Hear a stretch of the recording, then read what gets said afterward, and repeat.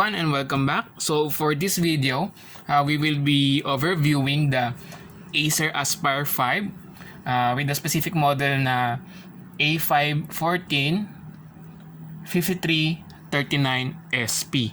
So yun yung model niya.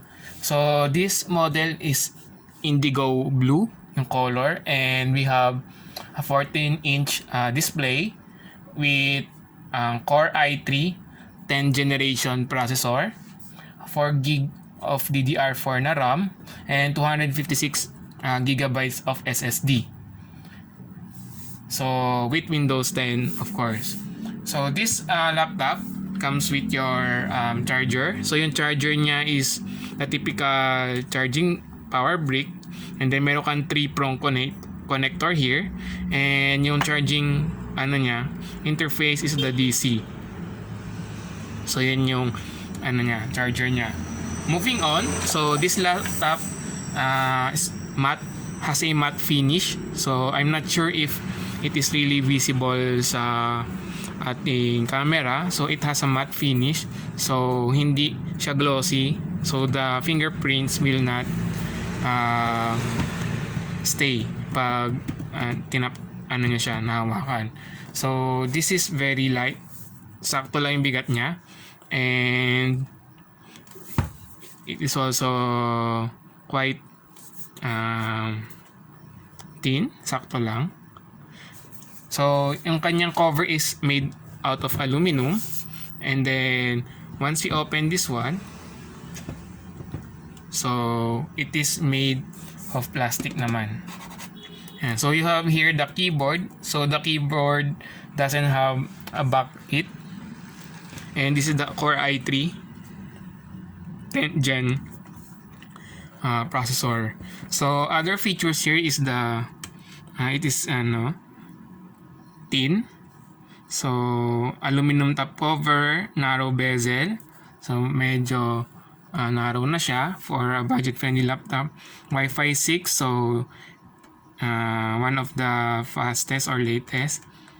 And then Acer to Harmony audio, and then you have the HDMI for display. So let's check the ports here.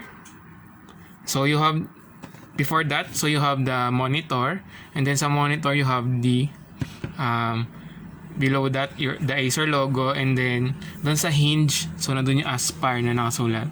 So yun yung model niya, specific model o series niya.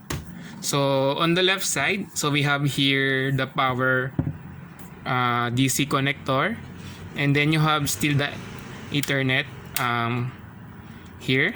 So in case you want to go wired, you can do so. They have the Ethernet cable, the HDMI for multiple display if you want to extend your display to a monitor, external monitor. You have two USB type A here and a USB type C, which you can also use to charge your laptop. So on the right side, we have here the 3.5mm audio jack and another USB type A. So as you can see, marami siyang slot. You have 3 USB type A and you have 1 type C. So you can attach multiple peripherals to this laptop, and you also have the light indicator and the lock here if you need to lock for this playing the unit. So at bottom you have this one for ventilation. So medyo visible yung kanyang thermal heat pipe dito. Ayan, and the fan. So and then you have the rubber cushion. So let's check again the charger. So the charger is here. This is the specifics of the charger. So you have 45 watts. Yeah, 45 watts siya. Yeah, so let's continue. Let's open the device. So inspecting the keyboard. So the keyboard is made out of plastic, and typing on it feels like plastic, of course. Typical keyboard lang, average. So it is not very nice, pero it is already good for this price of laptop. So for this one, you have the sleep escape, sleep. I think this is the Wi-Fi brightness increase and then decrease. Let's check later. Display, switch display. So let's disable trackpad or touchpad. Disable audio, lower, higher audio, numlock, print screen. So you have a numlock here, so you can activate the keys dito. Print screen, pause button, insert, delete. So then you have your power button in the upper right. So medyo hindi lang okay yung power button na sa upper right, since I'm used to na this button is dedicated for delete if you're dealing with a keyboard for a 14-inch laptop. So hindi ako sanay na power yung nandito. Though even you click on this one, it will not automatically turn off. So you need to perform a long press here. Then if you click long press, it will show you the Acer power button option. Then you can select shutdown. So other than that, if you long press much longer, so it will automatically shut down. So first it will show you the in some seconds it will show you the Acer power button option, and then it will shut down if you press it longer. So like this one.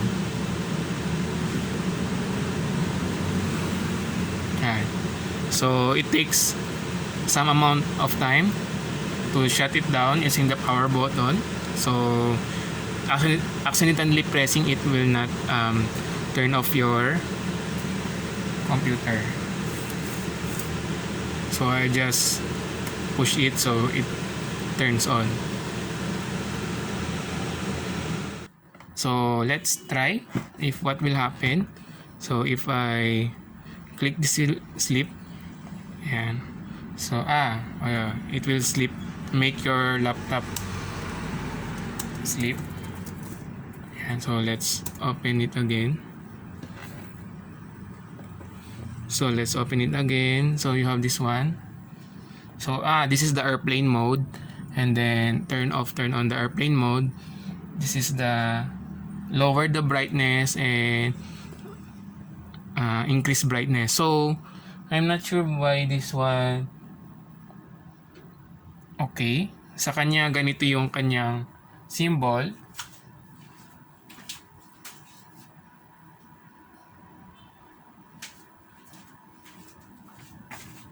So sa kanya ito yung kanyang symbol. Kinda confusing for me. Parang for me this is the increase, this is the decrease symbol, pero this is the decrease, and then this is the increase brightness. So display, so if you connect, if you want to extend, etc. So this one is I think this switch display. You're switching or turning off your screen. You can turn off your screen. So I think this is a turn off screen button. Yeah, turn off screen button. This is a nice one. And then you have the disable touch pad. Yan. So, and then enable. So I can move again. None. F8 has none special key. You have volume down, volume up. Volume up. Yan, like what? Numlock. So you can use this one as num keys. So if you use the numlock, so you can type 1, 2, 3. So you can just use this one as num keys. Then print screen, pause button or break, insert, delete. So and the power button. So again the finish here in the is a plastic, and it is matte finish. So fingerprints won't easily stick to this surface. However, this surface kind of feel like it is dusty, though it is not, just it feels dusty, but it is not. Ayan, so feeling lang naman. And so let's check for the specs for the system. So this is the specification. So you have Intel Core i3 10 Gen and 1.20 GHz, 4 GB of RAM, device ID, and the ID 64-bit, and that's it. So to check the available disk, so here is it, 256 SSD. So I think that's all for this laptop. Thank you for watching, and if you're going to buy this laptop, I hope this video helped you. And this laptop is, for me, is good for your typical office work, but for casual editing siguro, of photos, maybe video, maybe short video, not too large in resolution, simple editing only. If you're going to apply different effects, so this might not be good enough for you for that kind of task. So for typical office work, this is already a good one. And for the available ports, it is very useful. So thank you for watching, guys. And also, by the way, this laptop comes with hard disk drive bracket. So if you are going to add memory to this one, so you can just add a hard drive for or to expand your memory. So you have the SSD inside, and if you're going to need to store more files, you can add hard disk drive to it. So you have this bracket here, so where you will be using to install your hard disk drive inside.